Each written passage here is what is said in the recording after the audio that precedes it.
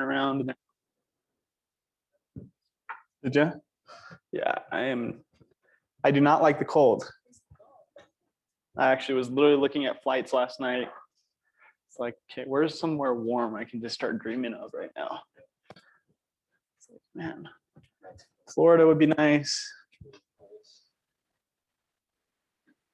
Yeah, my wife and I were thinking about somewhere to go for Christmas. And we've been to Mexico so many times. We're like, no, we're not doing that. But we want to be somewhere warm. We've been to Puerto Vallarta a couple times. We've been to Cancun like 5 times. Yeah. What about Hawaii? We just got back from there. We went to Hawaii in July. Yeah. Maui. Yeah. Yep. Hey, Scott. Uh-huh. I've never been to Kauai, but that's definitely on the list. Yeah. Do you feel like this is small? Yep. And that's even with my bias. All right. Well, great seeing all of you today.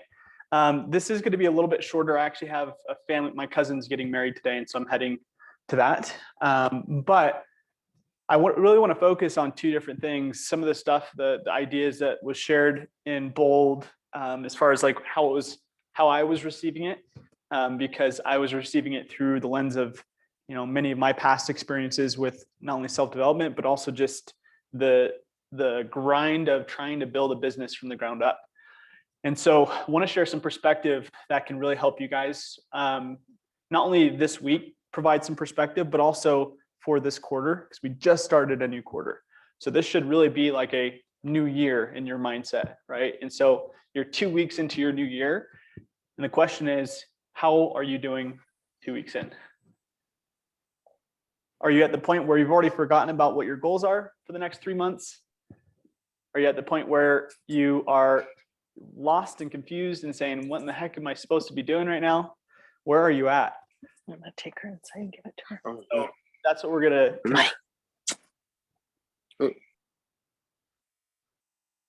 Somebody giving smooches? Let's see. Thanks, Fritz.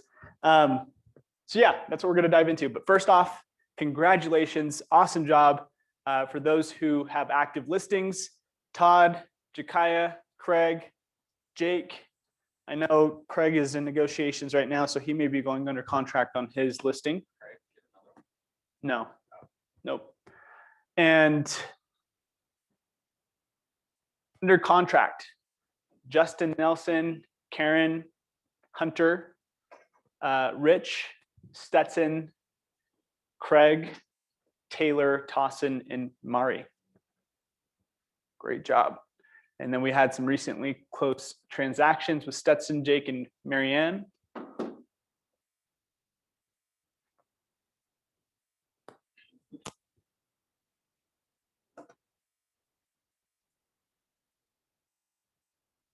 Good morning.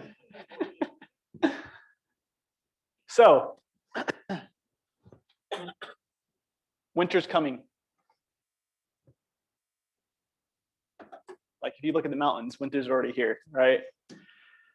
So you'll hear conflicting stories, but at the end of the day, one of the things, doesn't everybody just feel like winter's kind of like sad here in Utah?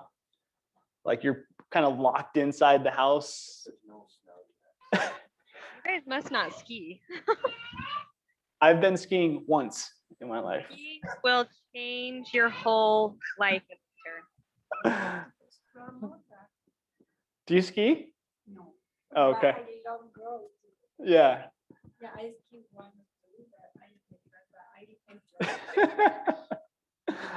Yes. Yeah, I think that, winter just brings on some different emotions for most people.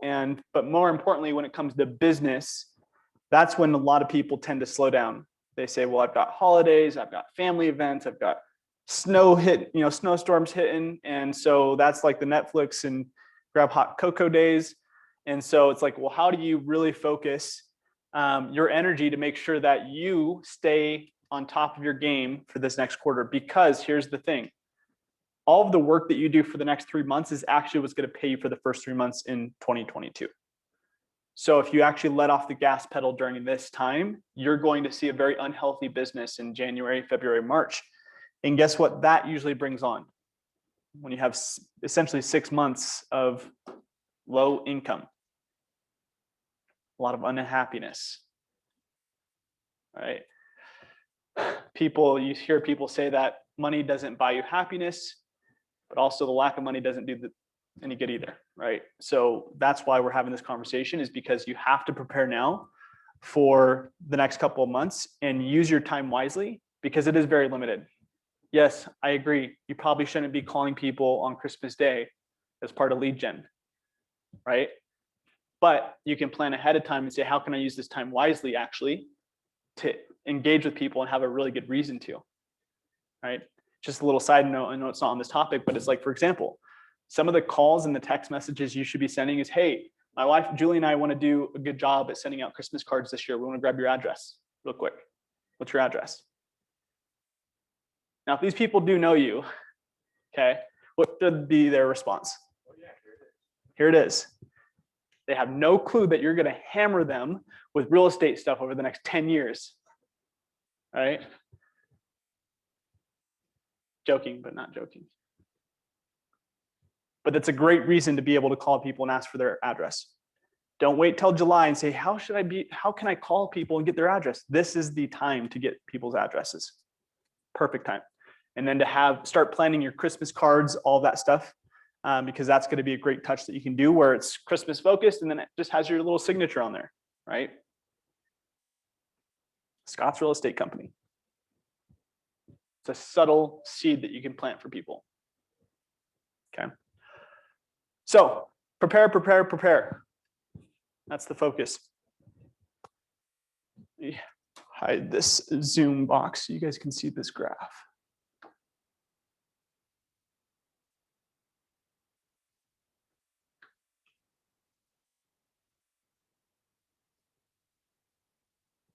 Okay, so we updated the market stats last week for Utah and Salt Lake County.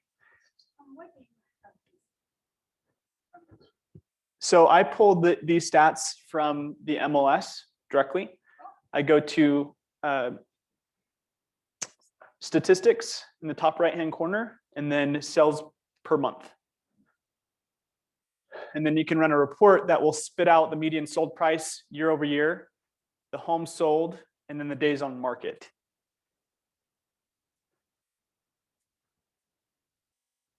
Okay, so you should utilize this as a way of a touch point for your SOI this month, sending them the market stats for both counties and saying, hey, I just wanted you to be up to speed on what's happening in Utah's market. It's kind of crazy what's taken place over the last year, where we've had a 25% appreciation increase. Let me just pause on that. That's nuts. 25% from median sold price in 2020 of September to this September of 2021. Does anybody know what the national average has been for the past 50 years? 4%. We just did 25. It's crazy. So using this in your conversations, helping clients know as well on the flip side, because guess what their first thought becomes? One, how much is my home worth? Which is great because we are in the what business, or want to be in the what business? The listing business, right? You want to be in the listing business. That's what provides leverage. And so using this strategically to get people to think about, well, I wonder how much my home has gone up to, especially if they've had that house for 2, 3, 4, 5 years. They're seeing this close to $100,000 gap in 1 year. Like, well, what's happened to my house over the last 4 years? Could this leverage us into a better home or into a home in a different location? They're going to start thinking about these things. And that's where the conversation sparks. So you want to send this strategically, send it to your SOI, And then you want to do your quarterly calls and say, oh yeah, I sent those market stats. I've been sending them for the last couple months. Have you saw those? Isn't it nuts what's going on here in Utah? And naturally, conversation is going to evolve. And they're like, yeah, we've actually thought about cashing in on our equity or selling our property.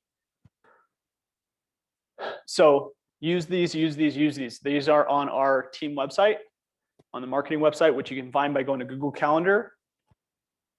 You'll see it says marketing and team website. Click on it and then go to market stats and you'll find this. The second thing though that comes to people's mind is what? It's on the opposite end. Think of buying. They think of the market is going to crash. Promise that will be one of the most common objections you'll get. I'm going to pass this mic to you. Yeah, I see lately in YouTube many gurus about the real estate is talking about the crashing. Yep. Some very scary, but yeah, that is the new tendency. Stetson, the market's going to crash. How do you respond to me?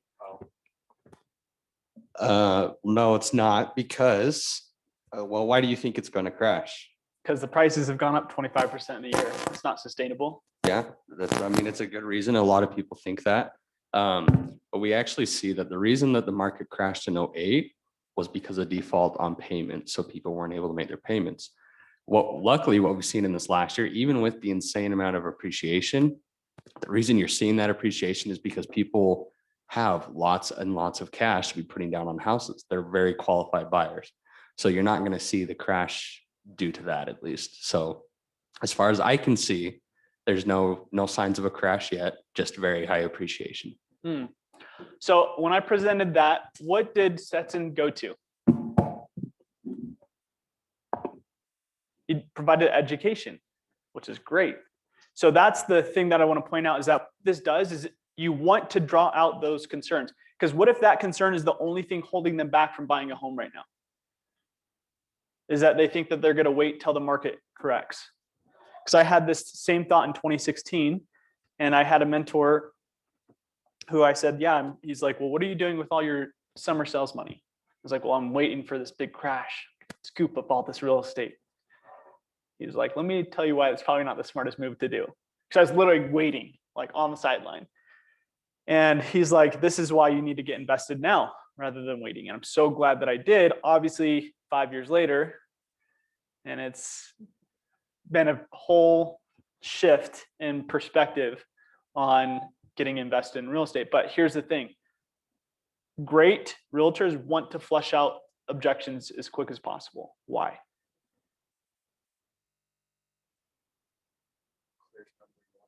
Yeah, why not get those stumbling blocks out of the way so you have a clear path forward, right? So the faster you can actually uncover a person's reasons for one, not selling, or a reason for not buying, the faster you can help educate them and help them to see the true perspective. Because guess what?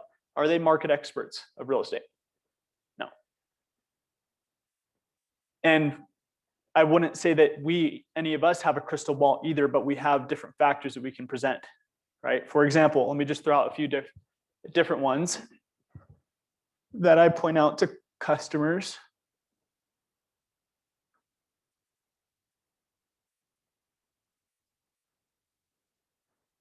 So for example, one of the indicators of a strong real estate market, Stetson, I'm going to act like you're the client. Is that cool? So one of the key indicators, I totally understand your concern, Stetson, first off. And actually, I've heard a lot of people say that.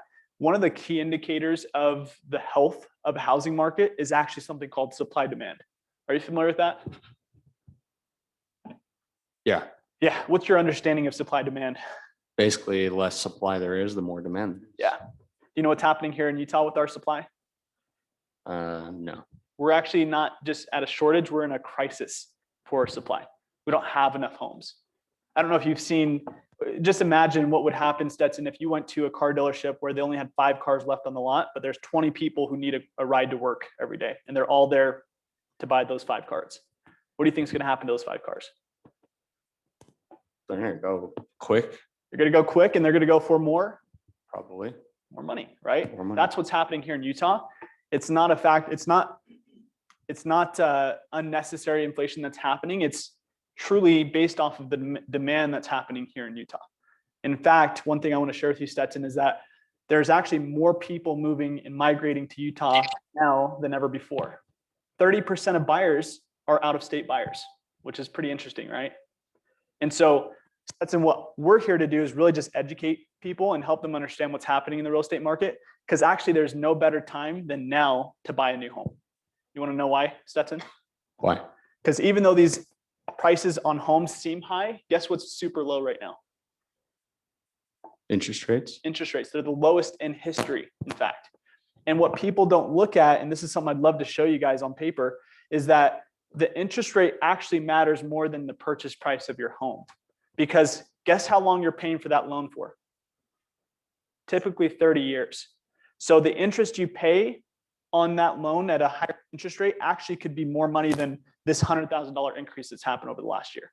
You can actually sometimes pay 120 to 150,000 more in interest because you're paying a 4.5 to 5% interest instead of a 2.5 to 3.5%, which people are getting right now. Does that make sense, Stetson? So obviously this is not just like, I'm not having this conversation in the grocery store, right? So like what I'm doing strategically with people is trying to get them into an appointment, trying to get them here at the office, trying to get them to sit down with me at their house so that I can have this kind of conversation.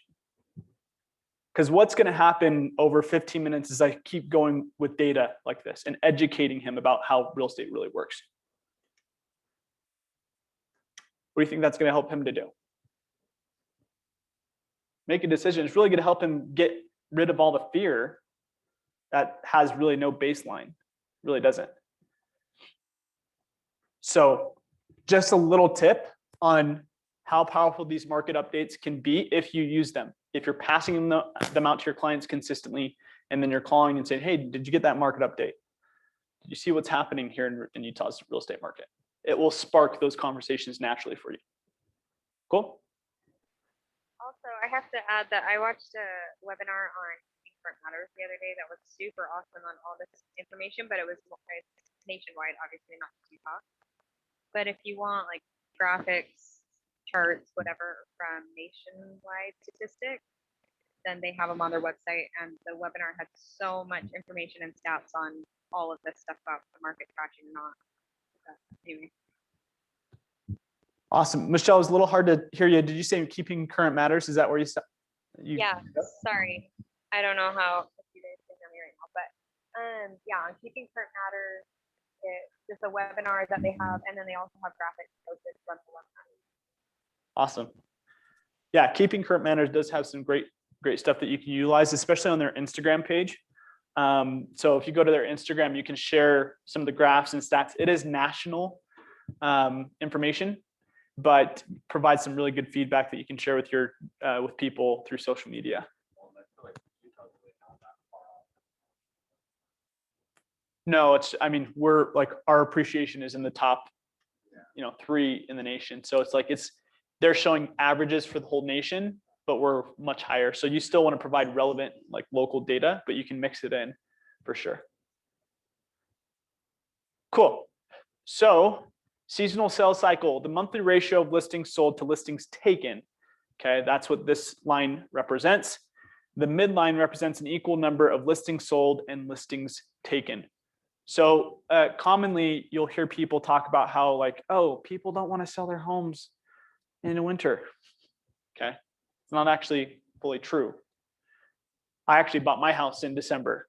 I moved in like 3 days before Christmas. Stressful, sucks, but we also were like, you can have Christmas in the new house. So it was actually kind of cool. So did you? There you go. So it's not valid. There's multiple people who buy in November, December.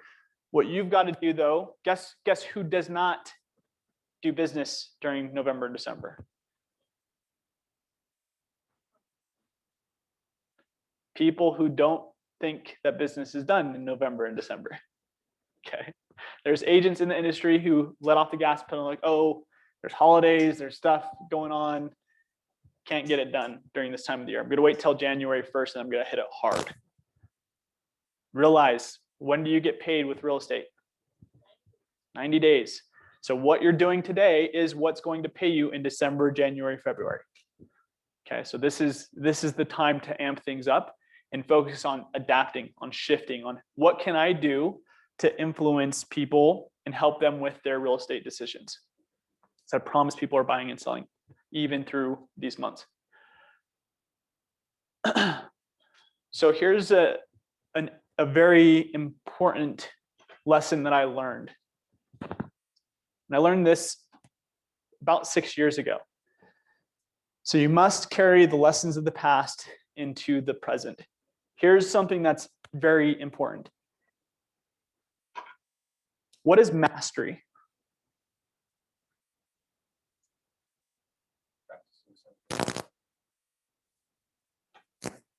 Practicing something over and over till you're a master at it. Okay. It's almost like obsession. Obsession? What do you mean by that? Like, let's say, like I like fishing and I want to go after a specific type of fish and I'm like obsessed with it. It's all I think about all day. And it's like, I won't stop We throw this in until the, I do it or catch that fish. yeah. Yeah, I was just saying, let's say I like fishing and I haven't caught a fish yet and I'm going after a specific type. I won't stop until I catch that fish. Or if I keep catching the fish, I'm going to keep going and going and going. Yeah.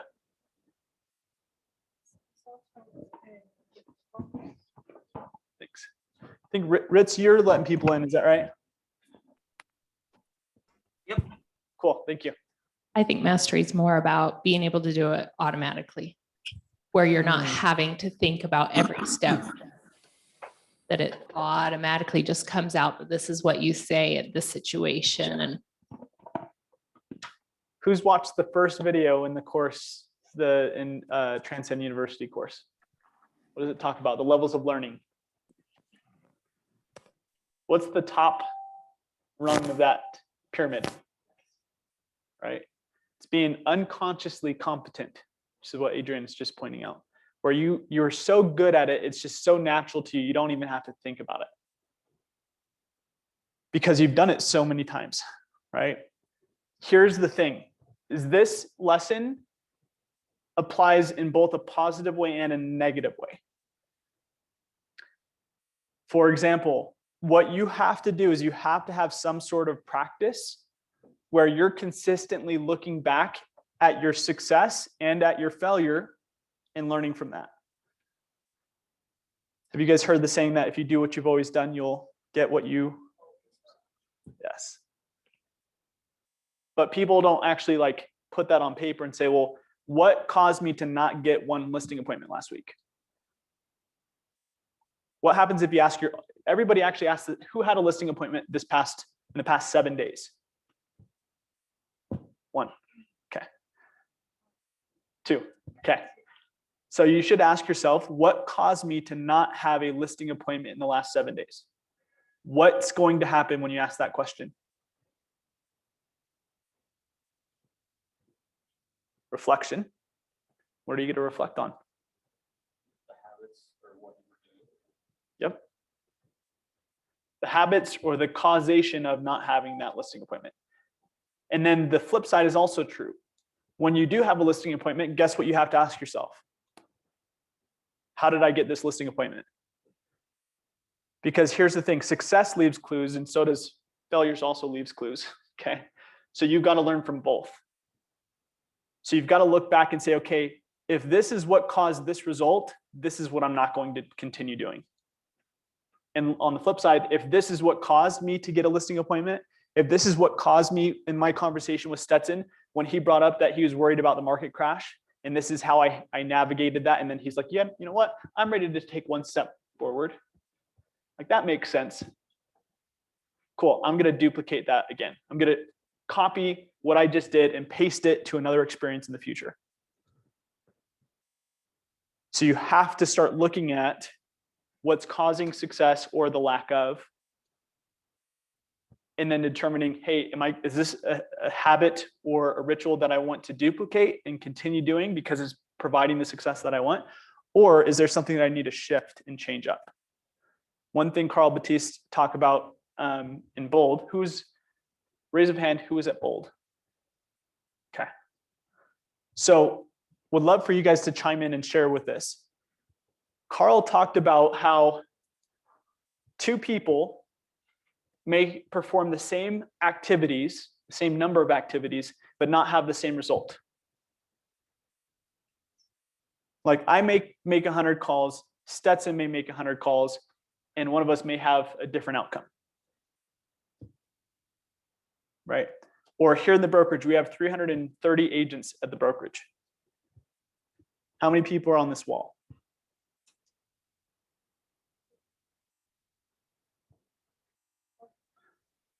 20%. I don't know the number, but I'm just gonna guess it's 20%. Top 20% does 80% of the results in most industries. So I'm just gonna guesstimate that's around where it is.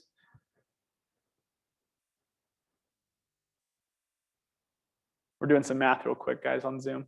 Just give us a sec. 100 people? Really? Wow, that's pretty awesome. These are all six-figure earners on the board. So why are there some people who are making six figures in this industry? Do you know how many real estate agents we have in the state? More than houses for sale. That's all I know. A lot. Why are they not all getting the same result? There's actually a lot of real estate to be had. There's $5 billion of real estate sold in Utah County last year. That's crazy. All right.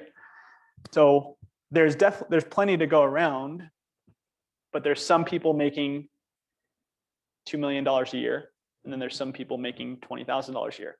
So their outcomes are different. Why? But here's what I want to get some perspective on is what do you think from some of the just share some of the takeaways that you had from Bold, those who went on, because Carl said something very specific about this. So I'm just trying to see if anybody caught this. Why he said results vary for people.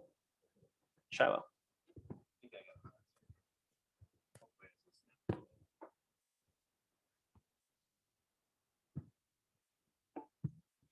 Yeah, so what stood out to me, he talked about, you can both do the same actions and then there's different results. And it came down to, was it the skill set? Is that what you're trying to get at? Because you can both be doing the same thing, but if you've, mastered your craft, you've practiced the scripts. And that's one thing he actually asked us to raise their hand on the scripts, like who's mastered them. And I felt like the majority of the agents in there really didn't raise their hand. Yeah. And so I was like, that's something I want to focus on is more of the scripts. Yes. So, and anybody else want to chime in? Add some feedback. Well, I mean, me and you were talking a little bit after that, and you mentioned like it's really just your conversion rate, right? Whatever outcome you're having based on how many people you're talking to, kind of tells you your own conversion rate. Like, all right, obviously I'm not doing very well. What can I change in my script? If I'm having 100 conversations and not getting a single person that's even a lead, then there's definitely something wrong with what I'm putting out. Absolutely.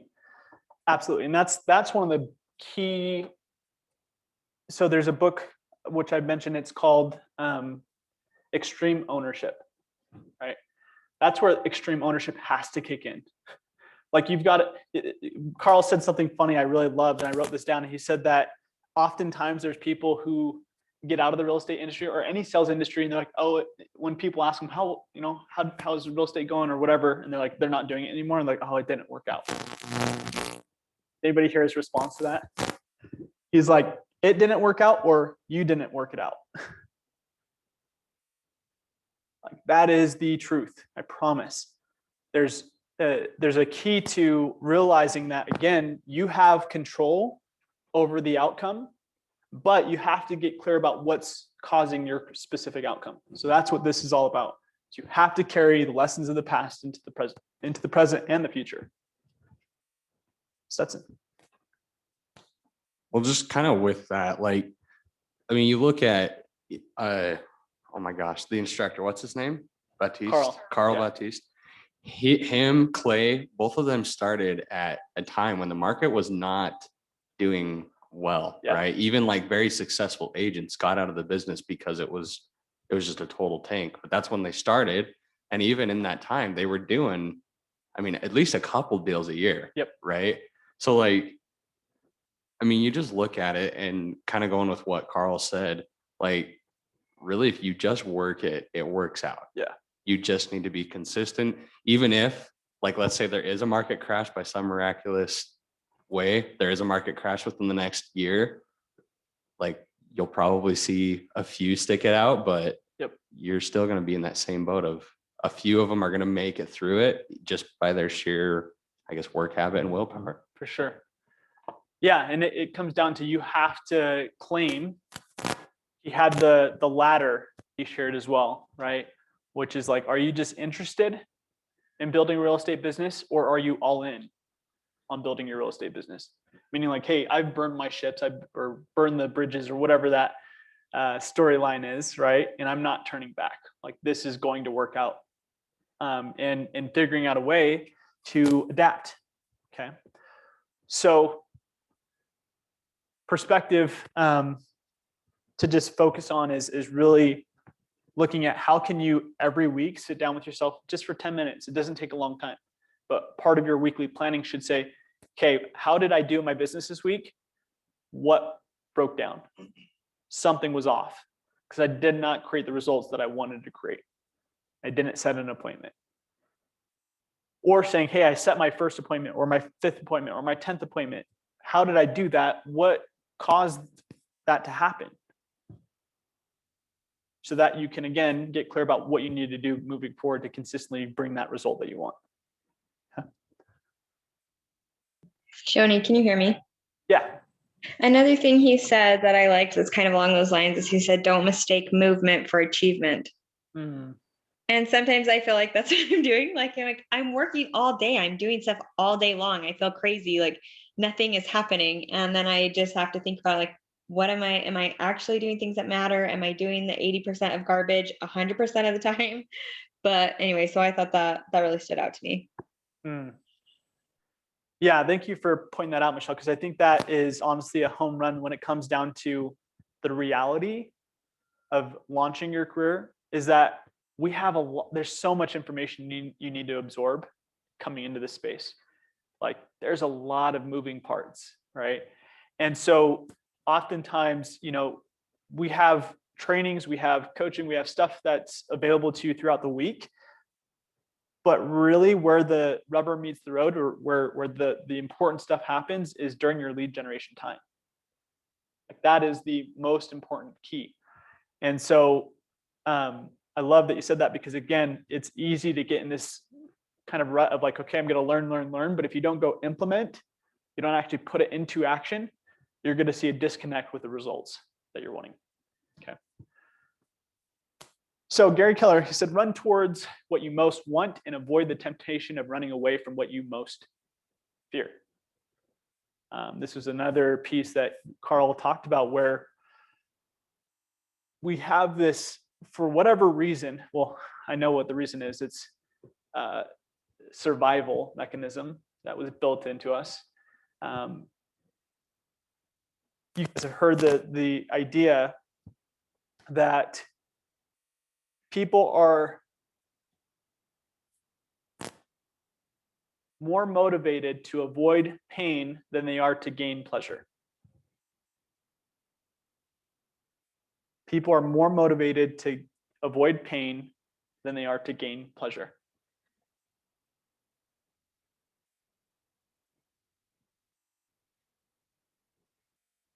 And so you've got to first identify What's motivating you to make a decision?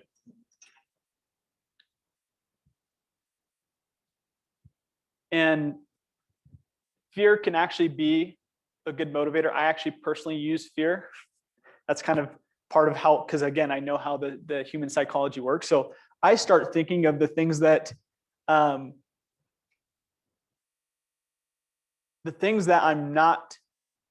don't want to have happen. And I know this is counterintuitive to some of our conversations about what you focus on expands, right? So roll with me for a second. I start thinking about how I never want to be in a previous situation of not having enough food to eat. And that fear drives me to, hey, I will stay here until 7:30 or 8 o'clock at night until my work's done. I'm totally fine with that because I don't want to go back to X, Y, Z.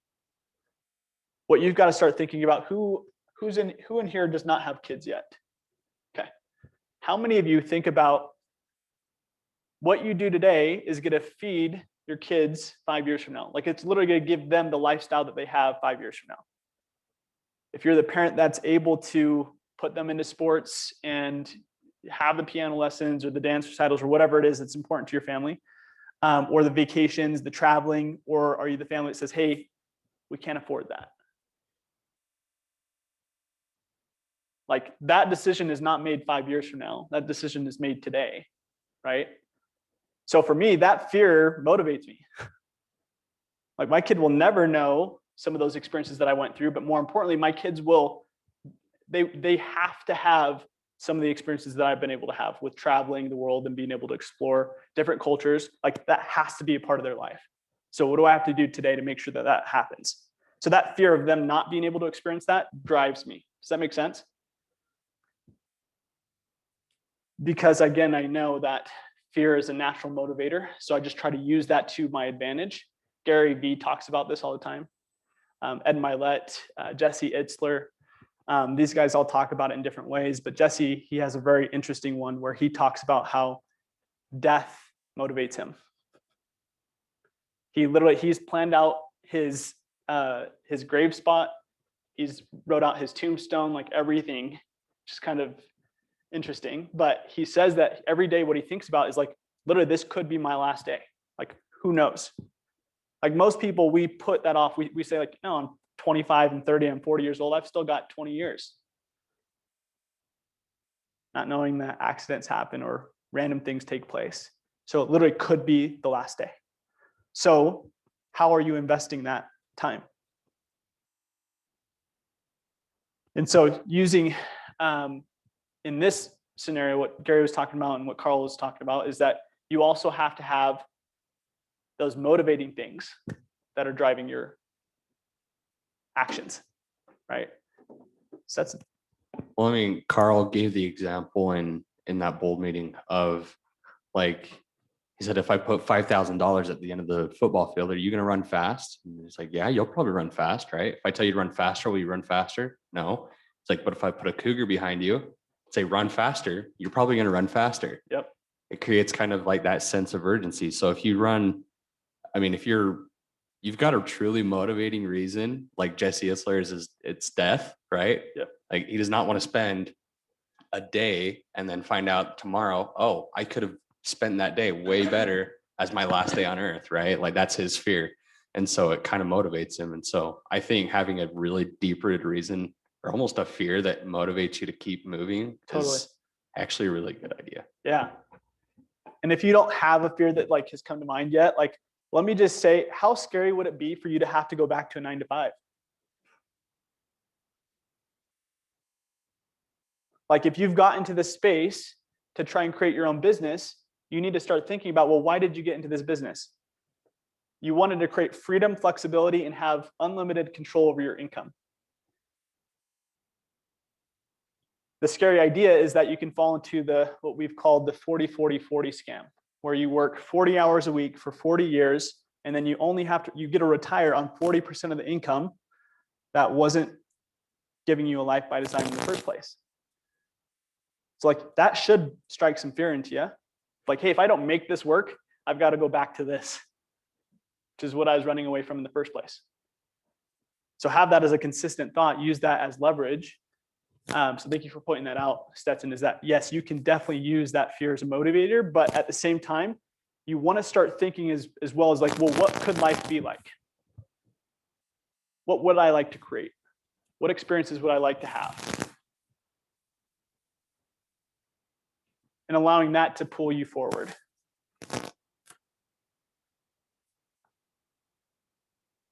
Last thing on this, run towards what you want most. How many of you love doing lead generation? Garrett. We've got one of the weird ones in here. Here's the thing is you need to look at lead generation as what you want. Like the outcome that you want is more business, right? It's a certain amount of transactions, a certain income per year. You need to tie that to the actual action that causes the outcome. So you need to start saying, well, this is what I want 12 months from now. I want to have a self-sustaining business that is able to give me the freedom, flexibility that I want. And I know that lead generation gets me there. It's going to give you that drive to make sure that you're focusing on the most important action, which is lead generation. Okay.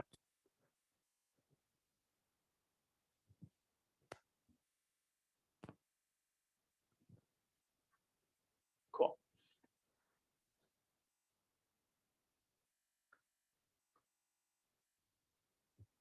So you've got to create two systems. This is so important because I want to get this clear as well, is that up front, even though you hear, we talk about some of these things in different ways almost every week, but it doesn't fully, what you'll realize is over time, it doesn't fully solidify until you hear it like 100 times in different ways. And so this is something that's important to focus on, is that you want to have two systems set up in your business. One is a lead generation system. You need to have some method where you can look at your calendar and say, hey, for these days throughout this next week, this is where I'm going to focus my 10 hours to 20 hours of prospecting time. Like I've got my scripts in place. I've got my process for follow-up locked down. All of that stuff is defined. And then I also on the back end have a lead conversion system that's spelt out, to where once I find somebody who said, yeah, I think I want to buy, or sometime in the next year, or I think I'm curious about what the value of my home is worth, you have some way that you're converting them into a client. So what is the proper conversion system you should be using? We all know this.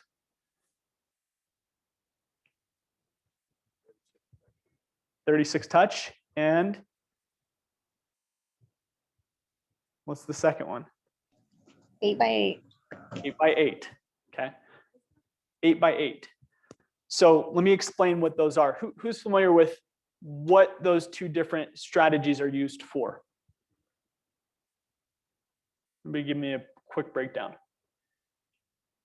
Six is people that you have met and you're working with, or that you know and you're just keeping up with, hoping to get them to warm up. And an 8x8 is somebody you just had contact with and you're trying to build a deeper connection with over the next 8 weeks.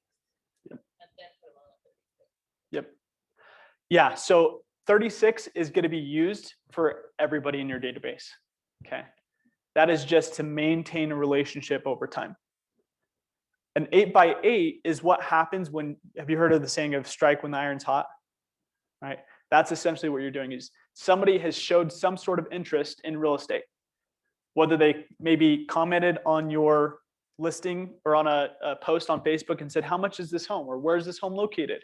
It's like, well, they're asking for a specific reason. Or you had a friend during a conversation say, yeah, we've thought about actually moving closer to Lehigh.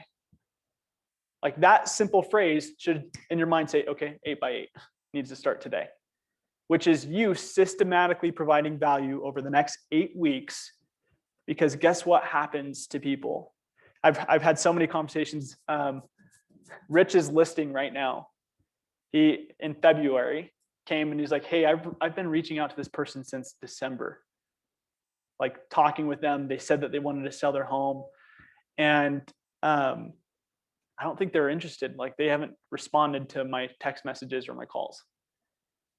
And here's the key. So Rich now has that listing, but this is what we talked about is that guess what happens over the course of 8 weeks to people? Life happens. So they might have a wedding one week, they might have a family emergency the next week, they might have a work deadline the following week, and then a family vacation, and then more work, like all these things that pile up week after week. And so the 8x8 is actually strategically designed to where you are spreading out your contact points over a 2-month gap to where one of those months or one of those weeks might be in week 2, might be in week 7, where they're like, you know what, I finally have time to think about this and talk with you, Stetson. Like I'm gonna make the time this week. Thank you for being patient. I've had a ton of stuff going on, but let's chat. So the 8x8 is what top agents utilize to make sure that they're converting their leads. Lead conversion is actually one of the biggest causations of why people don't have a lot of business, is because they're getting well-qualified leads, but they're not converting them because they're not staying in touch enough. And the 8x8 is not about you texting them or calling them every week and saying, hey, you ready to talk about real estate? Has anybody seen how it's designed? You want to systematically give value. One of those weeks, for example, might be a Facebook comment where you're going on their Facebook page, looking at their past vacation and saying, oh, this looks awesome. Hope you had a great time. Because what is that doing?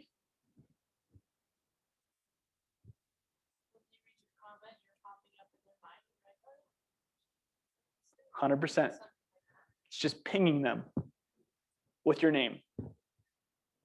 You might send a little gratitude card, thanking them for the last conversation that you had. So on our Trello board, we have an actual template that you can use where it says, hey, for the 8 weeks, this is what I would suggest doing. And you can go adapt that as needed. But if you have to get these two things written out on paper. Like you have to write out your actual game plan. We have templates that you can use. You can literally just copy it and say, I'm going to just use this word for word. Perfect. It's on Trello. Or you can say, I'm going to use this and kind of create my own thing. Totally fine. But you have to get it created. Otherwise, you're not going to see consistent business. Is that helpful?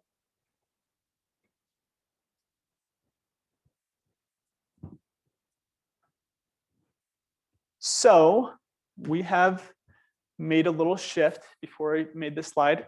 We have Bart coming down today. And as we know, Bart is an amazing instructor, has endless stories. He's just a wealth of information and wisdom. So we're excited to have him today. Julie will be later on this month. We've rescheduled her on the calendar, so you'll see that pop up. For Transaction Thursday tomorrow with Jen, that will be on Zoom. And then office hours, Q&A, open group coaching is on Friday. And that's one where you can just bring any random question you've got, whether it's with a client, whether it's, hey, I want to figure out my lead generation strategy. I want to learn about how to organize my database. Whatever those random questions are that are popping up that you feel like you need some support on, you can bring those to group coaching and we'll chat about them. I actually just want to ask those who were on Zoom on our group coaching on Tuesday. What is today? Is today Wednesday? Okay. Yesterday or Monday. I can't remember. The weeks go by so fast. For those who were on our group coaching session on Monday, we just share quickly a takeaway from, we kind of went deep on organizing database. Just one of you share some of the value that you got from that.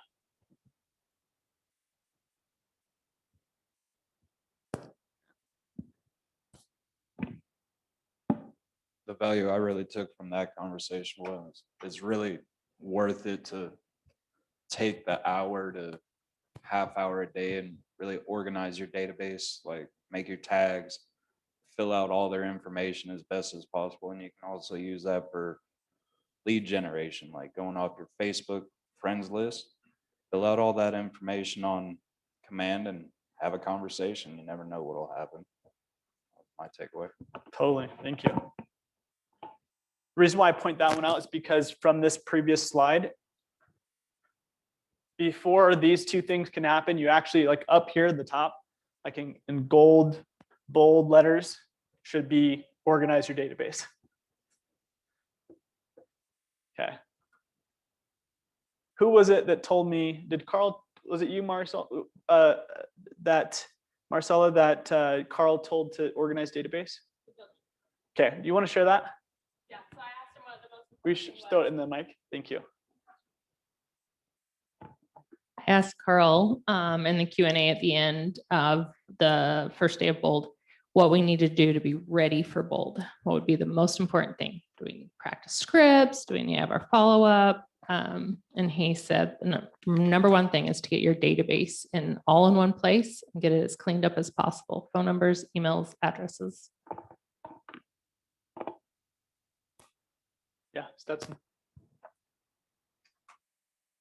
And when we were talking about that with you on that call yesterday, you mentioned also a good way to be able to grow it through social media, like through Facebook, like systematically get all of your friends and transfer them over into your database. Because like my database from my contacts, the amount of people that I actually felt like, I mean, a lot of the numbers or contacts that I have are people from college, right? Right. Up in Idaho or whatever. So it was like, it was really hit and miss with the people that I was able to comfortably reach out to and all that. And then I get on Facebook and I have over 800 friends that I can be able to reach out to. Yeah. And so it was just like a massive extension of my database that I'm able to now fill out and get all worked out and organized.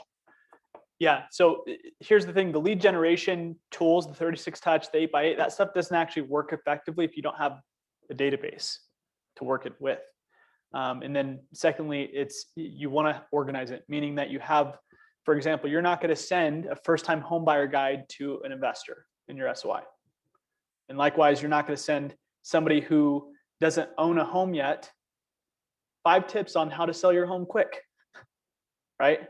So that's where when you organize your database and you have them tagged, you can then go through and say, okay, what messaging am I sending to these specific people? You can click investors and then boom, you have, in Adrian's case, hundreds of investors. Well, they're going to get a very different message from you in 36 touch plan compared to your family members. But you can't do any of that unless you go in and organize it in advance. So that should be a primary focus. Yeah. What I have found to be like slightly tricky is if I'm messaging people on Instagram or Facebook, we were friends in high school, but I don't have their number or email. Yep. But like I'm messaging them through social media. That's been tricky to like, how do I ask for that? How do I casually get that? How do I know that's why I'm asking you. I'm sure there's a good way, but I don't want to come across as like, hey, I want to salesy, like, I'm gonna send you this person. Yeah. Oh, Yeah. So Sam, do you have a? What I've been doing, nice. I've been calling everybody on their birthday. Calling them through Facebook? I don't have their phone number though. Oh yeah, I just ask them for the number. I'm like, hey, give me a call. Here's my number. And then usually they call me. Sometimes they don't. So But usually they call. Yeah. Yeah. Caroline,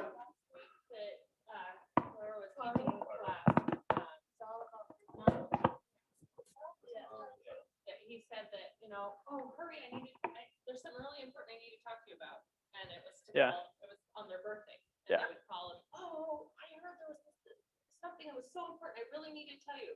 Oh yeah, it's your birthday. Happy birthday. And he made a big deal out of it being Yeah. so they call him funny. Caroline, what's your number really quick? Okay. 633. Okay. 6348. Okay. What I want to explain is that it's as simple as just asking, I promise. So even just through Lit- online. All I do on social media, Instagram or Facebook, is I say, hey, it's been forever. I would love to jump on a call and catch up. What's your number? Like that's my go-to line. And 2 things happen. Either one, they don't respond. And guess what? I don't notice because I'm so busy anyways. I'm like, I don't even know who out of the 20 people I send that to, I don't know, who didn't respond to it. But then 2, you'll see a lot, like at least 80% of people are like, oh yeah, if you know them and you're connecting them, they're like, oh yeah, it has been forever. Here's my phone number. It is not. So don't overthink it. Scott. I am brand new, but I started doing a lot of social stuff because I was already on Instagram a ton.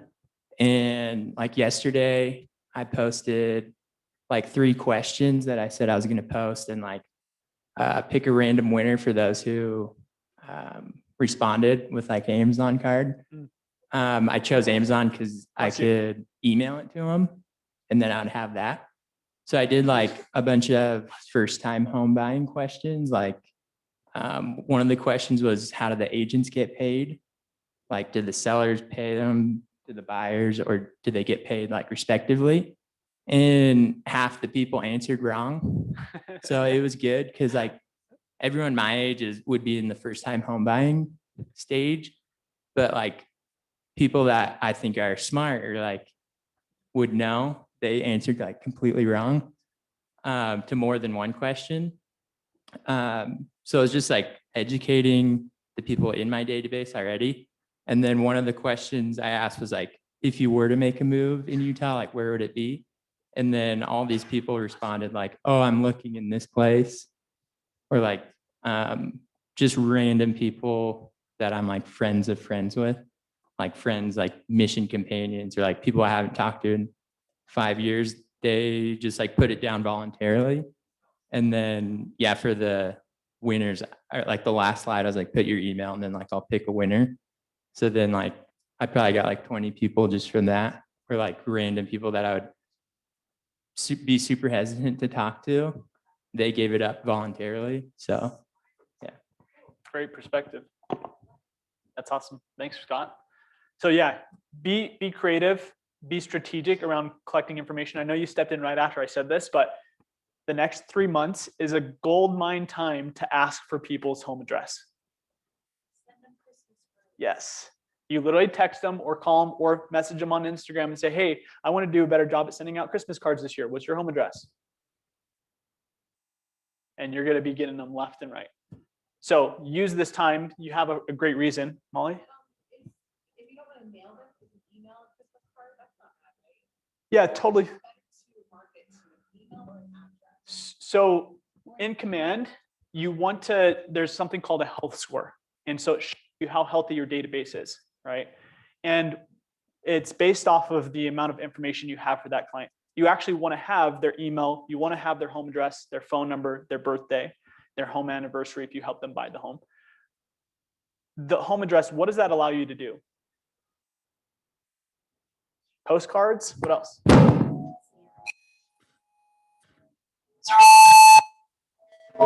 Sorry, guys.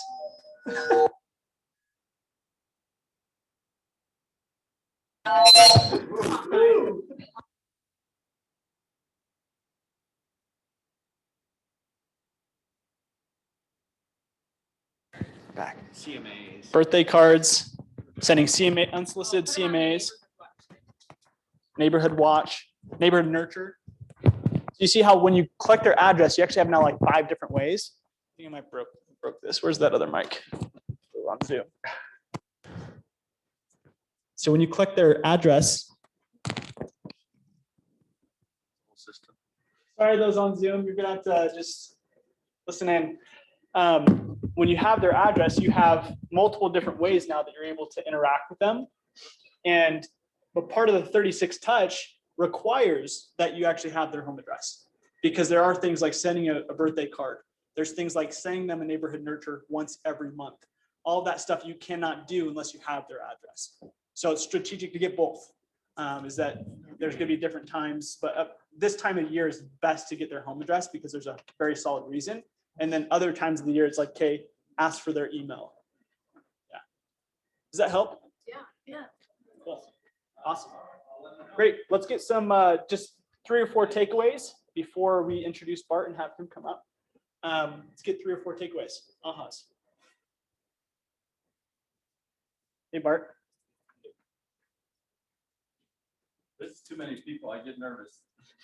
We brought the crowd today. Hey, Scott. I just wasn't sure what to tell people when they bring up objections about like market crashes and corrections. So that was helpful to them. Awesome. Great. Who else? And Steve signed it yesterday too. Now all we need to do is send the wire. Question. Yeah. 8x8 doesn't necessarily have to The be wire real estate instructions related. at the end Just of the getting attention to that person.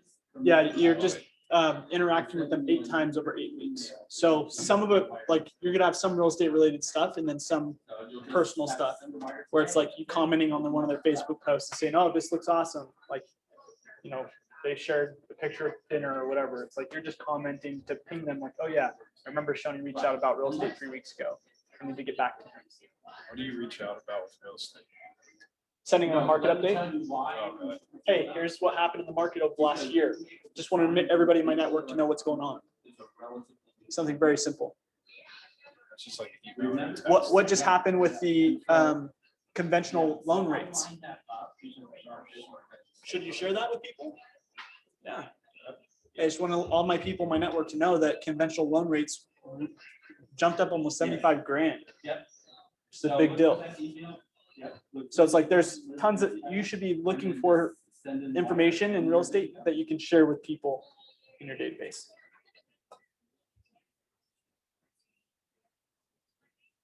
Cool. Anybody else? It could be something you should do. I think having a fear motivate you a little bit. Uh-huh. I like that. So I'm gonna apply that. Yep. Having fear be the driver. Great. Well, I'll have Molly come up while I try to figure out getting the mics to work again. And yeah. Shoni, your mic's working.